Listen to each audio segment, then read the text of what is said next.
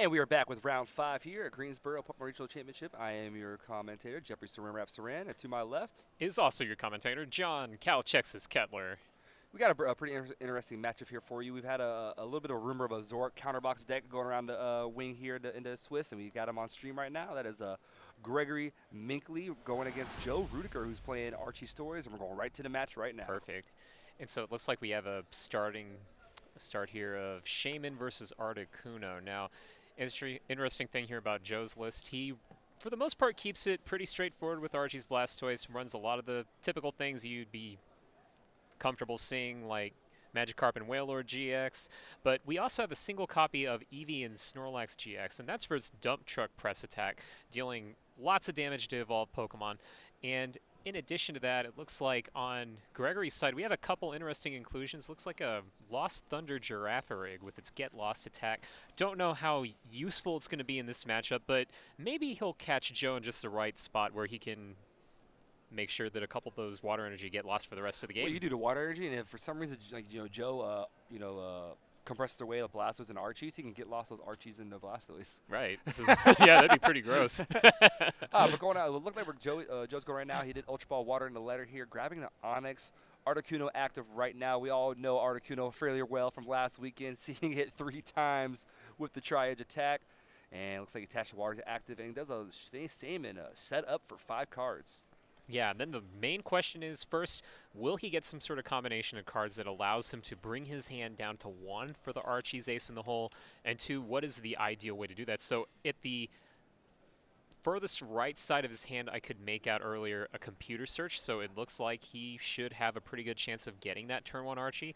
Although, again, sequencing things, the order you play everything in matters a lot, and it's one thing to just get Archie's Ace in the Hole activated and get that Blastoise into play, but it's another to do it in the most efficient way possible that's not nearly as hard on your resources. So it looks like that's exactly what Joe's looking to do. I can't see the card under the computer search, but I think that's Blastoise in the field blower. Yeah, computer search Plasma Blast Blastoise. Computer search allowing you to search your deck for any card whatsoever and put it in your hand. No need to reveal or anything at all. Just place it right into your hand.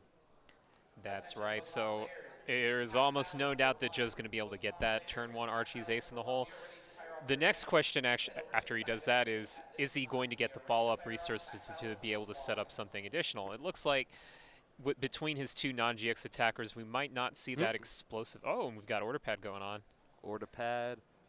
It's been pretty favorable for the heads today. Yep, there's another one. It's the complete opposite of last week. Last week it was nothing but tails and very few heads, and this weekend we got a strong start, strong positive percentage for Order Pad. And I like the decision here to get a Battle Compressor as his item for the flip, so he can thin out his deck a little bit more, get some more water energy going, so in case the 5 cards he draws off of Archie's Ace in the Hole include a superior energy retrieval, then he can just get as many water energy as possible.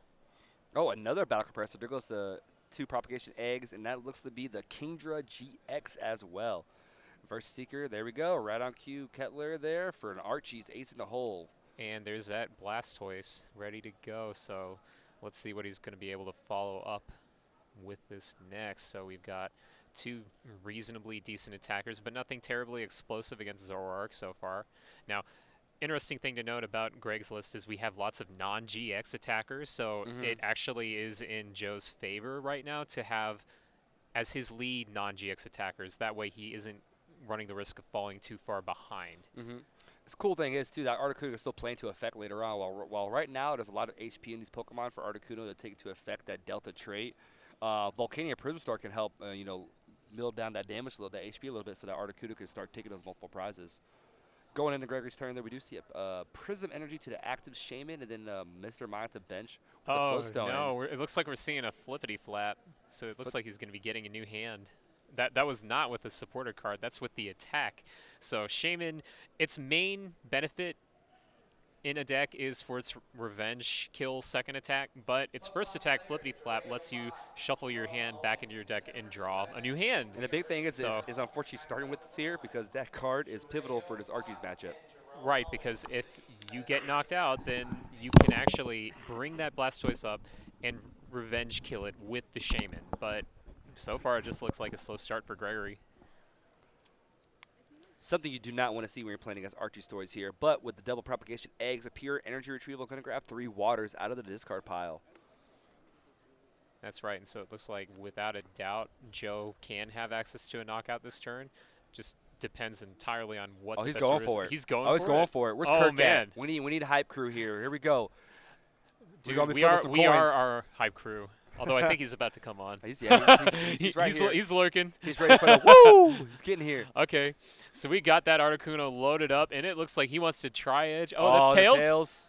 And tails. So Oh, the hype weak. balloon is deflated, but at Oh, least he's got man. some damage on that shaman. Got one head. and- Got one head. So Yeah. so the next one's for sure taking 2 prizes. And there's some practical options that Joe could go for later, like Volcanion Prism Star does damage to the bench. Now with that Mr. Mime in play, can't really do that as easily, but if for some reason the Mr. Mime ends up knocked out, he could actually follow that up with a multiple Pokemon knockout in a later turn. But more shuffle and draw for Gregory, and just looking down his list, I'm seeing how many copies of Bridget he runs. He runs 2, so it's not an obscenely low number. We saw last season players almost in a cold war over the number of Bridget they'd be running in their deck, where some would run like 3, 4 to be even more consistent. Yeah, but Gregory's got a pretty reliable count too. He's got 2 Bridgets and 1 computer search that could potentially get that.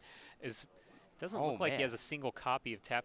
No, I see a couple copies of Tapu Lele GX in his list. So the hand he good got odds, is not the best. However, he looks like draw the foul play Zork as well as a counter energy, so he can attack with it next turn after the Shaman gets KO'd. However, the rest of his hand was not too good. Guzma, yeah, not too much there.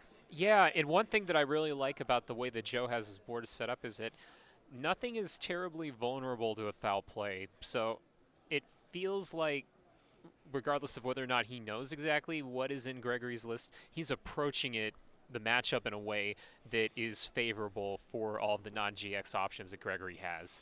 You got to be feeling a little rough right now when your Pokemon's doing more shuffling for you than your own supporters. Oh, yeah. So far, that's 2 flippity flat versus 1 Oh, in. my goodness. This is... And... Oh, that was not the best. There's nothing in there right now. So flippity flap doing flippity nothing. Going on to Joe's turn. Flippity jack is... Flippity jack. Yeah. On to Joe's turn here. We for sure going to see this Triad for the KL taking 2 prizes with that Delta Plus trait. Back from the XY set, a little bit of an extra nuance that Pokemon had to their game there, but that's right. You can't remove that effect at all. It's just a permanent trait of the Pokemon. That's why it was called an ancient trait. And so with the ability to just use that and have that anytime you need it, the Articuno's just a threat whenever you get it out and get those knockouts. So looks like Order Pad hit the heads yet again. Second heads, yeah. Although we've hit that point of critical mass in the game where there aren't a whole lot of decisions that would benefit Joe that much. It just seems like if he is in the driver's seat with this game, it's more like a win more type situation. Right now he's just establishing for like the later game right now, and he's just gonna ride the wave with his Articuno. He does not much going on Gregory's side, unfortunately. But opts to grab the T-mail off the Order Pad. Trainer's mail, that is. Oh, shortcutting words there. That's okay. Got a shortcut whenever you can, and you know what? With all these shuffle effects, I think they've got a shortcut a bit too.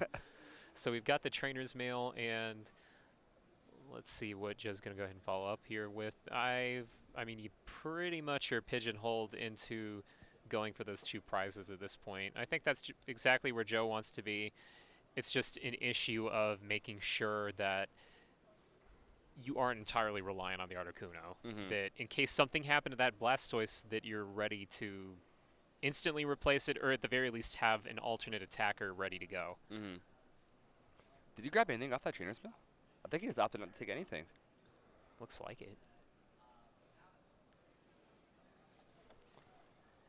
That's just what we were talking about earlier. Pretty big hand, lots of options, so it doesn't have nearly as much pressure on him to have exactly what he needs. He just needs to be able to follow up somehow in case everything goes awry. So we've got that Articuno tri-edge attack, but no climactic coin flips there. Just deal 20 and you're knocked out, and I get my 2 prizes. So we do pass on over to Gregory's turn after the 2 prize KO from Joe. Looking at his draw now, I think he just drew another Pokemon, and not much else going on. I think we saw 2 DCEs, a Guzma, counter energy, but not much after that here. So I think what we're going to see is maybe the paralyzing gaze. I'm interested to see. He doesn't really seem to have the follow-up. Well, he's got that choice band on the Zorua. And yeah, you know what? It looks like you're right. It looks like he... Oh, and he just dealt a clean hit for damage on the Shaman. Yeah, Joe's in our situation too. He has to check it, look, be sure that, yeah, you know what? Paralyzing Gaze isn't the only attack on that Zorua. You can actually deal damage with it. All right, looks like we see an Ultra Ball with the double egg propagation here. Looking at eye down a Tapu Lele is what it looks like here to grab a supporter out of his deck and place it to his hand. That's right. He's got a limited number of options. That's one of the downsides of Archie's Blastoise is that you can't run too many supporter cards. So there are situations where your deck becomes too thinned out due to having to discard hands in order to get the initial Archie's Ace in the hole, but you run at least one copy of several of these critical clutch supporter cards like Guzma, and more often than not, you should be able to search it out with a Tapu Lele. All right, here we go. Just needs 1 out of 3 heads here with Tri-Edge to take the KO. All right, come on. Zorua. Yeah. And there's a bit of anti-hype here if he gets 3 tails. Tails? Tails? And does he live? He does heads. not. Ah, there's a heads there. Does not live to see another day. Is he going to, let's see. Oh, he got an Ultra Ball with his hand here. Okay. So it looks like he might be able to set up a little bit now, but it's too little too late. Here's the thing, though. He can't really go for the Zork GX either. I mean, he can, but he's not going to be able to attack with that counter energy. Yeah, and I think you were implying this earlier, but you can't even really effectively counter that Articuno with a non-GX Zoroark because it's, I mean, let's see. We're going to use Foul Play, and then we're just potentially getting a one-prize knockout. Okay. That's not that good. So the teammates, that's a pretty solid play. It lets Gregory set up a bit while also keeping on the pressure. Now, he's got a single copy of Counter Catcher in his deck. So one possibility here is if Gregory has the right combination of cards like, say, Mind Jack Zoroark and the Counter Catcher, he could bring up that Blastoise for a knockout. Ooh. Yep, so Mind Jack Zoroark right in the queue like you were saying there, and the Counter Catcher. Good call there. And it looks like he, in addition to that, he can set this up for maybe a future knockout in the next turn just by having that up there.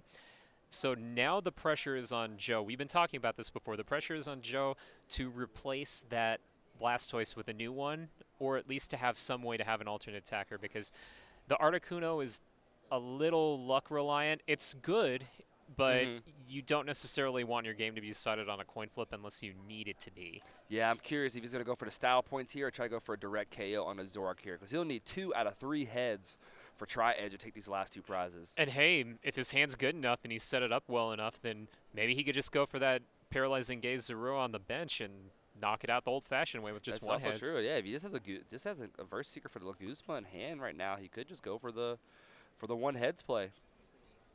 He's sitting on a lot of energy, so that here we go. Blastoise knockout really hurt him. Let's see here. I couldn't see exactly what the 4 cards were there. A couple things he couldn't get, and I think a Trainer's Mail. And fun fact, can't get a Trainer's Mail with Trainer's Mail.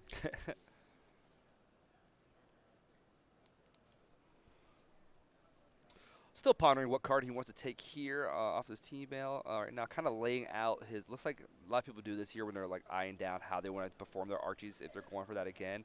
So it's really just putting together his combinations, and based off what he has left, he's going to go, all right, let me look at his team mail. What fits into this picture?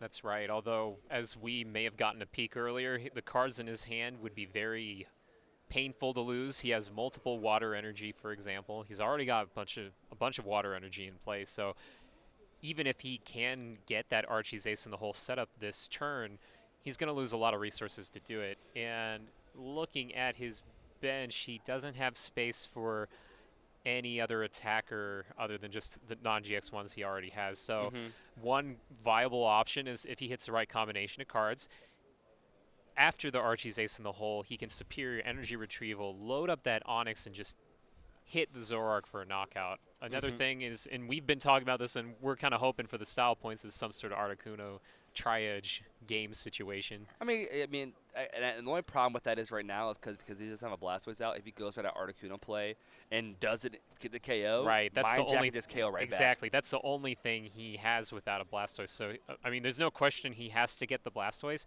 It's just what does he do after he gets that out? Yeah, and he's got plenty of options, and he's ahead by 3 prizes. So I'm a little bullish for him being able to win this game. Yeah, I mean, me personally, there, I would hopefully get the Blastoise out here and then directly go for style points, 100% here. All about the style points, my brother. So, still trying to get that exact combination right. And that's the thing that makes it a little harder practically from our point of view, is being able to see it from his, is that exact card combination that he could possibly create or would. Because, again, that's about like a 5th or a 6th of his entire deck in his hand right now. So whatever he does, it is going to be painful. And luckily for him, the superior energy retrieval did not cost that much. Usually in these situations, it results in you bringing a bunch of water energy back, but Joe has played this tightly enough to the point where the superior does not hurt him that much. So he's able to actually thin down his hand by doing that. Choice spin down to the Volcanic Primstar. He still has not attached energy for turn yet. If he has an Ultra Ball in hand, he can do it. There he goes. Yep. Oh, another superior. Brings back the 1 energy. Okay. So a Attach bunch of the really energy, then Archie's for Blastoise. Looks like it, yeah. Wow. Those were some really painful discards, though. And it looks like we've got Gregory. Yep, it looks like Gregory just scooped his field up and is saying, hey, let's go on to game 2. So I'm wondering what Gregory could do differently other than just draw a bit better. And I can't I'm grasping for anything else other than that. I mean, having to flippity flap on the first turn of the game. Yep. Like, the fact that I'm even saying the words flippity flap, that's kind of obscene. He could not get the value out of Shaman like you typically would in that matchup there, right? Because you usually want to get KO'd and then be able to counter energy or even shed with Prison energy that Shaman to do that rally back attack on those different grass weak attackers there. So unfortunately, it was, to me, just direct board state setup there on that did not happen there on Gregory's side. Yeah, and I think all that Gregory was hoping at that point was for there to not be any follow-up Blastoise from Joe, but the most painful thing to watch in that game was the fact that even if that happened, even if there was no follow-up Blastoise, Joe probably would have been able to squeak out a win. It would have been interesting there, and how that kind of would have worked out is because at that point he would have been in manual attach mode, so he would have either had to have maybe Sky Return Shaman to another attacker there to limit his bench size a little bit, and then it just would have been an awkward point there. Or he would have just said, you know what? I'm just gonna go for Articuno. We don't know now. We won't know. We won't ever know. But and that's the thing. They can't hear what we're saying. But if they could, he'd be like, you know what? Those guys in the back. That's obviously not the best play to make, but it's the coolest play. So yeah, let's go ahead and do that. Your skill right now is like style, intelligence, style. Yeah. Always style. 100% there, but yeah, no, I think ultimately there, just Gregory needs to set up. Hopefully he can get going here, get an early Bridget, and get some Zarus out, and let's have a way better match here for game 2. And the saddest thing was, even being a turn behind really wasn't that bad for Gregory. It was the fact that he was about 2.5 turns behind that hurt him the most. Yeah, Articuno starting right away and taking those 2 prizes both times was just unfortunate there, but players are drawing their cards now. It doesn't look like and it looks like they're about to set up, and we're about to go into that second game of the series. Joe's going to be starting with the Mars Shadow let loose as his active. I didn't get to catch what Gregory's was. But here we go. Players shake hands. We're underway. A Rangaroo resource management in the spotlight for Gregory. Going on to his turn. Yeah, and that actually might have been one of the worst starters for Joe, because he's not going to have that disruption going on, but we've got a couple search.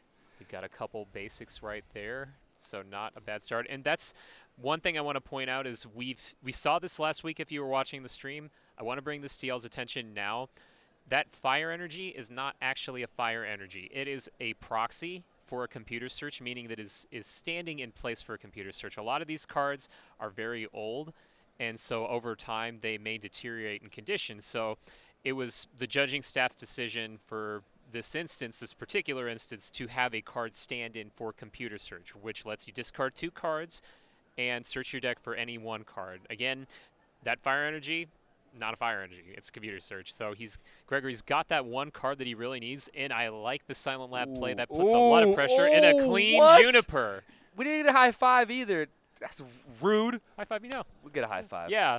So fun little thing a lot of players they like to do is when they play a Juniper or a Colress for the maximum number of cards they can without having to discard or have any cards in their hand before doing it, they just high five.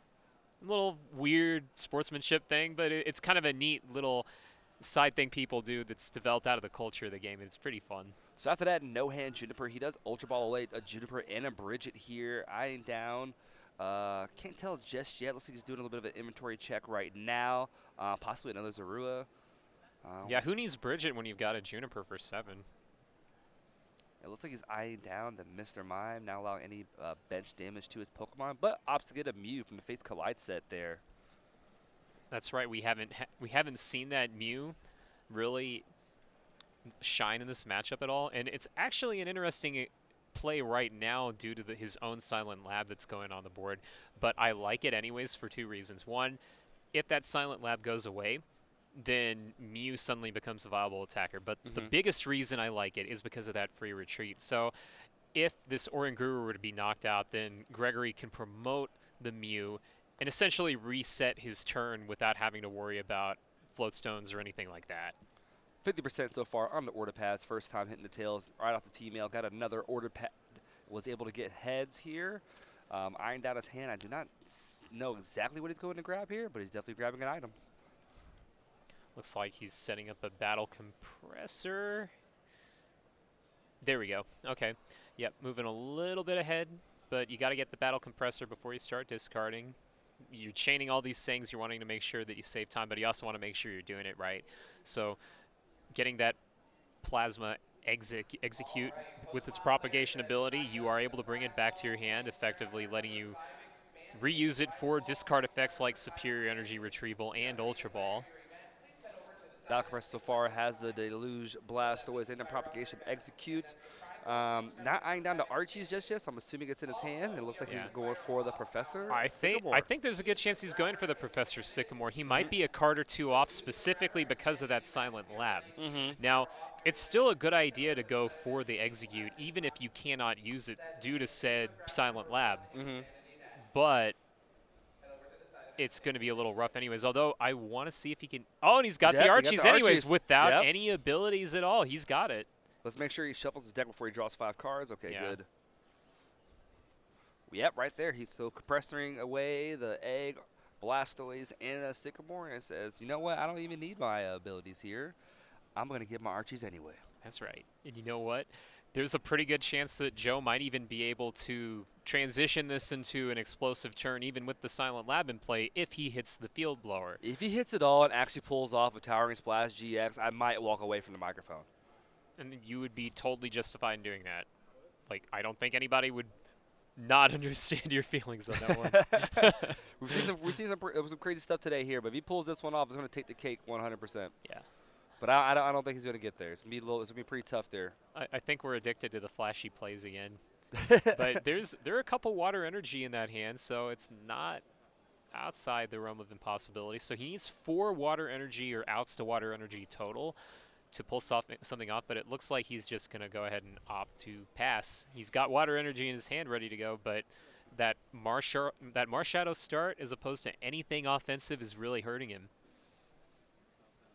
And it looks like we've got a follow-up Juniper after the first Juniper. Yep, Verse Seeker's there. Let's look for your discard pile. Grab Supporter out of there. Grabs the Professor Juniper.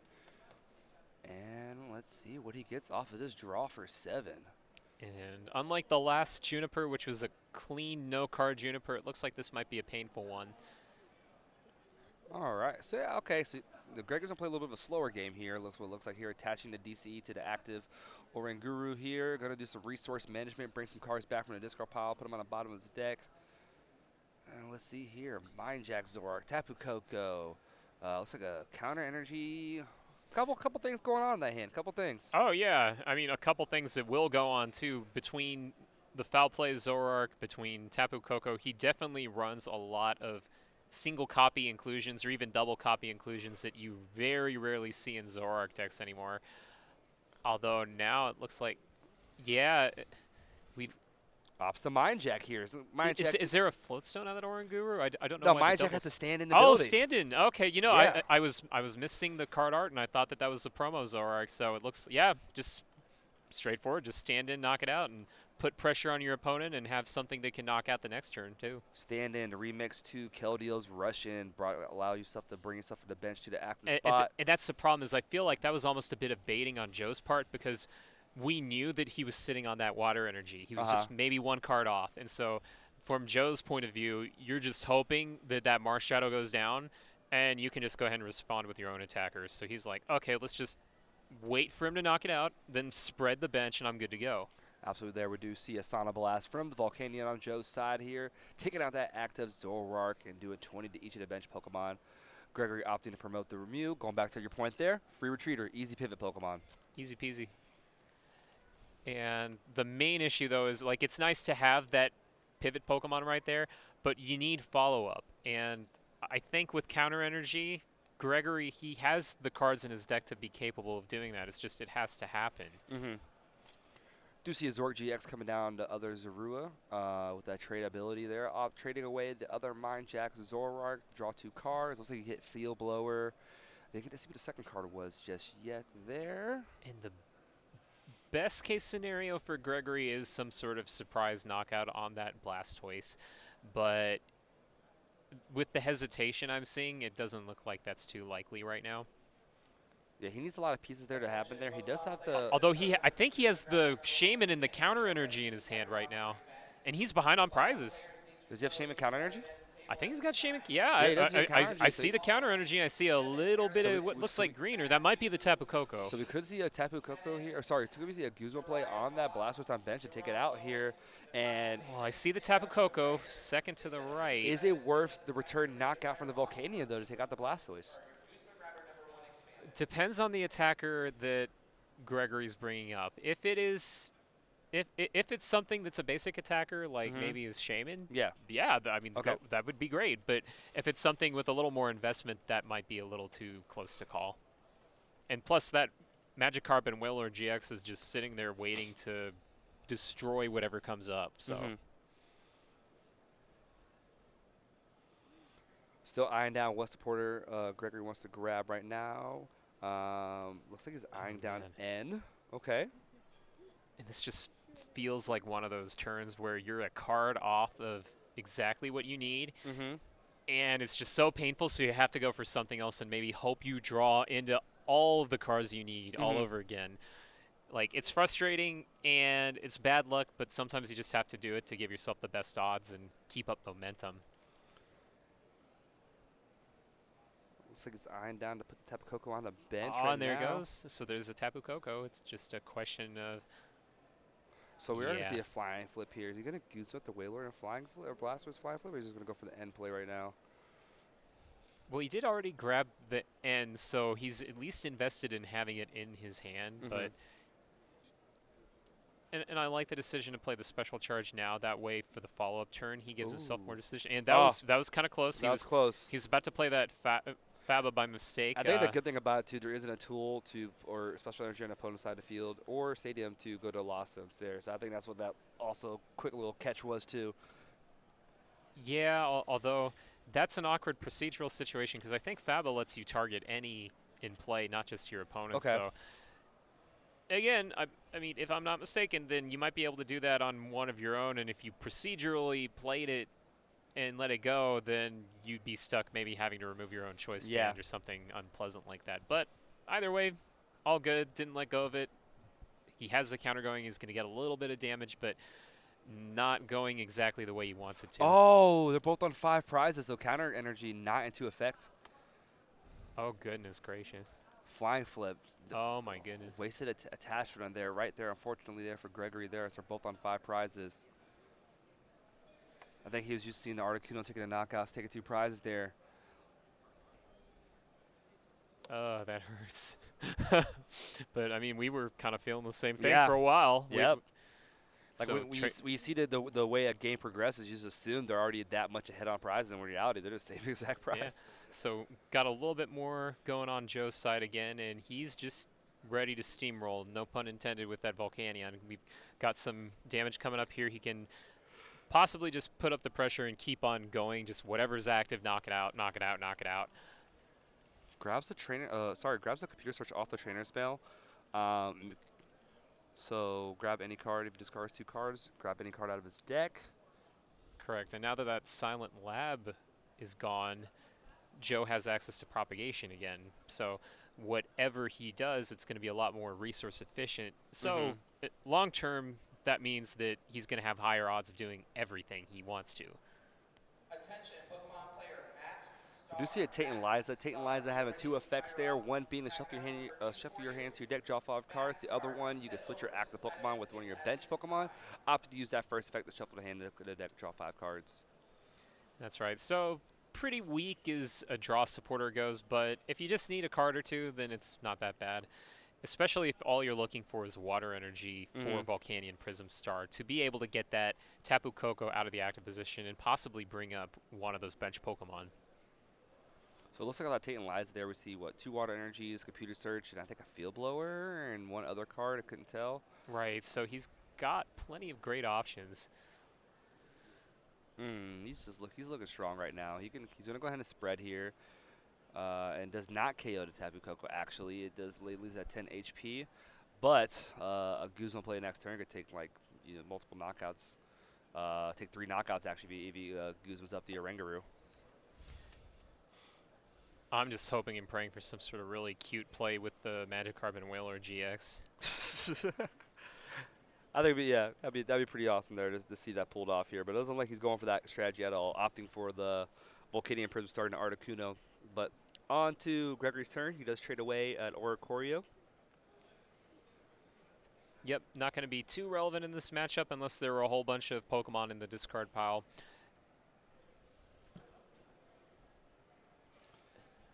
And a late game Bridget. Normally Bridget's in the late game or a bad sign because usually you can play something a little more disruptive like Guzma, but for Gregory, he's just having to play this to set up his board a bit more. Opting to get the Mr. Mime here, and that's big. That's huge. It's going to stop Joe from taking 3 prizes next turn potentially. Oh, he doesn't take it. Interesting. So he's just playing the Bridget and not getting anything with it. Maybe he doesn't have anything left. He could be opting just to Ultra Ball for it here to have less cards in his hand possibly. But interesting, he's not got a Mr. Mime there. He has to have something up his sleeve here because I'm sure Joe is looking that he can just Guzma up this Oranguru and go for a 3-prize knockout. That's right, and still trying to eye the right combination. So there's the Girafarig, so he's got at least that to go into play. And looks like he's gonna try to just get lost here. And that's not a put down. He's literally going to use the attack, which is called Get Lost.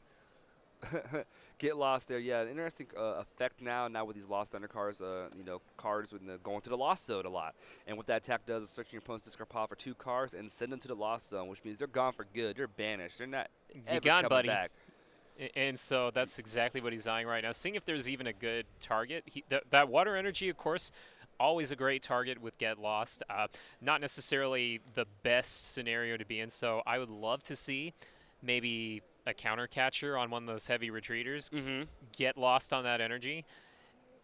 But it looks like he's just going to have to sacrifice that Mew and fall even further behind. Okay, interesting. He did free retreat into the Mew here. Goes on to Joe's turn. Joe propagates one of his executes, Ultra Ball. We're going to see a Lele Guzma here. Oh, I'm hoping we see something even better than just a Lele Guzma. We've got the Lele Guzma. I want to see if we're going to get multiple knockouts this turn. And here it comes. We've got that Koko damage. We got that Mew damage. That could be at least 3 prizes for Joe if he wanted. The triple prize off of the Sauna Blast. Here it comes here. If he has the energy in hand or somewhere I wonder if he has the exact card combination he needs to win the game. Oh, he's going for... So he's got at least a Girafarig. And there that Volcanion Prism Star comes up. And that's 3 knockouts right there. So that's fantastic for Joe, very devastating for Gregory right now. And on top of all of that, he has a whole bunch of easy, squishy targets to get knocked out in later turns. Yeah, there's a lot of stuff going on here. I mean, and honestly, this is as easy as retreating into Articuno as trying to get one heads Yeah. on his Oranguru. Looks like he's got an Acerola, which could be helpful, but at the same time, Gregory actually needs more in addition to that. He does not appear to run Marshadow let loose in his list, so he couldn't even... Okay, now this is one thing that could be potentially helpful here is the Revenge Knockout on with Shaman, but even then, Volcanion would just stand high and mighty because it's not weak to grass. I mean, if Gregory had the counter energy in a choice band, that would be, so counter energy normal, the attack would do 120 base. At a choice band 150, he could have Guzman up the Wailord and took it out for 3 prizes to put himself right back in his game. But that's just easy, fodder for Articuno. And so we've got that Profound knowledge. Profound knowledge with the confusion. But Joe's like, you know what? I think I've still got plenty of options. This should be over pretty quickly. Yeah, I wonder if he's going to eye down, even putting pressure with this Articuno, or he's just going to just take the easy way out and just KO with the Volcanion here. Well, with it being confused, the chance he won't be able to pull that off. So I'm curious how he's going to approach this here. But opposite get the Battle Compressor, throws away another Propagation Egg, Blastoise, and a Field Blower. Well, I actually don't feel like the Tri-Edge would be too bad in this position if Joe is not sitting on a superior option in terms of what he could do. Because with 60 HP left, that only takes 1 heads to knock out the Articuno and win the game. The trade-off for doing that is that it would cost a lot of resources to pull off. A lot of energy to the discard pile, and it's pretty much and you need to have enough energy in hand to deluge onto this Articuno. So there's a lot of things going on here right now.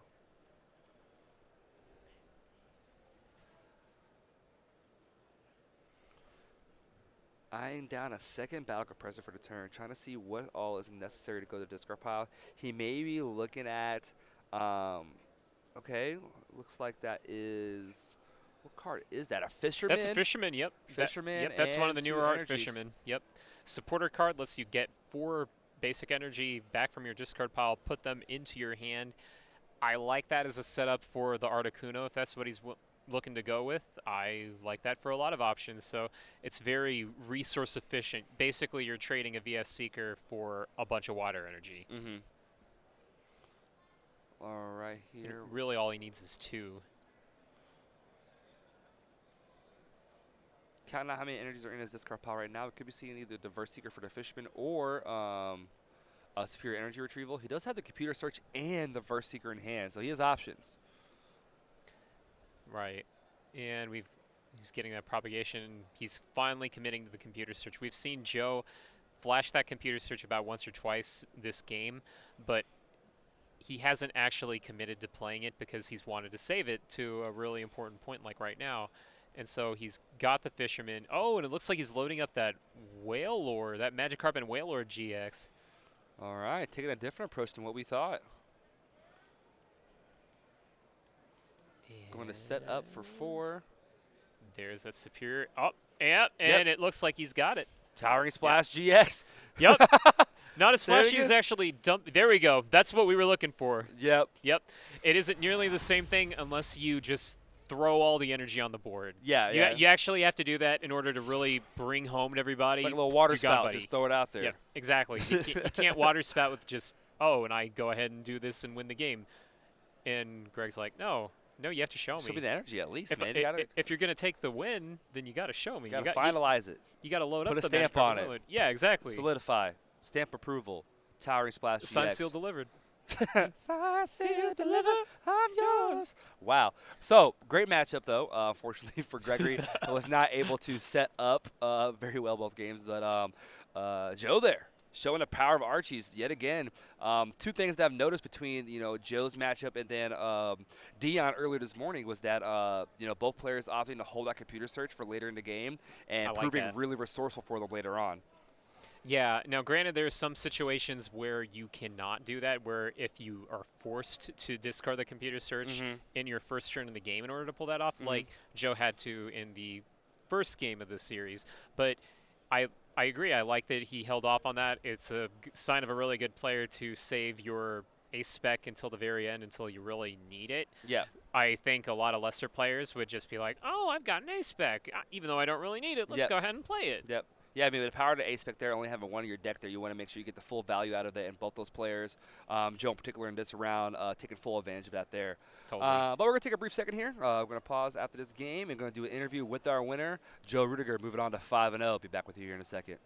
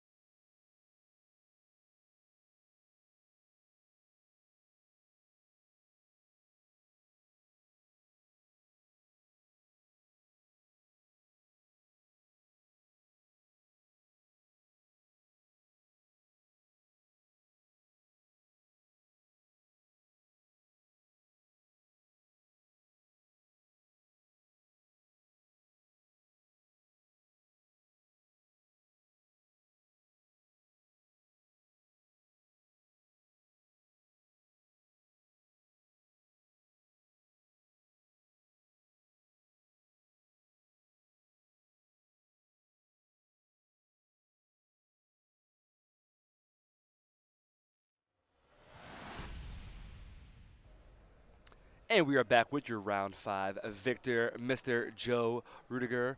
Top 8er at Portland earlier this season. Congrats so far. You're 5-0 right now. So going to that matchup there, did you know what you were going up against at first? I had no idea. When he opened the Shaman and attached the Prism, I laughed a little bit.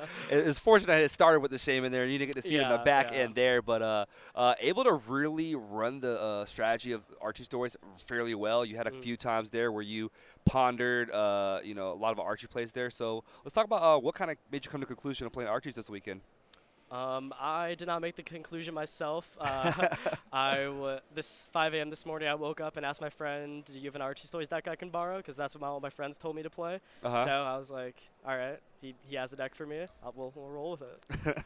So round 1 there, you were able to get the turn 1 Archies fairly easy there and start tri-edging there. Was there any point in time you wanted to kind of back off at that strategy, or you're feeling all good to go all in on that? No, I was just going to try it till he killed it.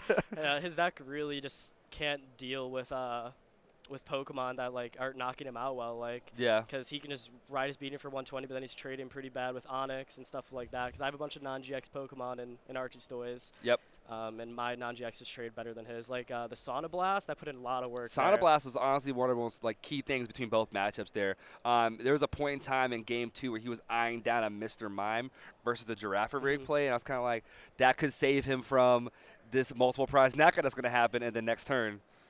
Whaler GX coming in with Towering Splash for the multiple prize KO there. So going on, you got what you got going? One more, and then you're safely probably in. Yeah, probably. Safe play in there. Is there anything you do not want to see at all, or you feel pretty at least confident for most matchups? I don't know how I feel about that X-Splat deck. X-Splat deck. I don't know how I feel about that. That could be rough because I don't really have a great way of hitting 160 easily. Okay. So probably don't want to hit that. Cool. Well, do you have any shout-outs you want to do while you're on the tape? Yeah, shout out to all people I hang out with at these events. You guys are awesome. Shout out to my testing group. If anyone got the code during the match, it was live the whole time. And yeah, those are my shout-outs. I want the chat's going crazy. You got the code. Who got the code? Well, congrats again on your round 5 victory here. And we'll be back with you here shortly with some round 6 action.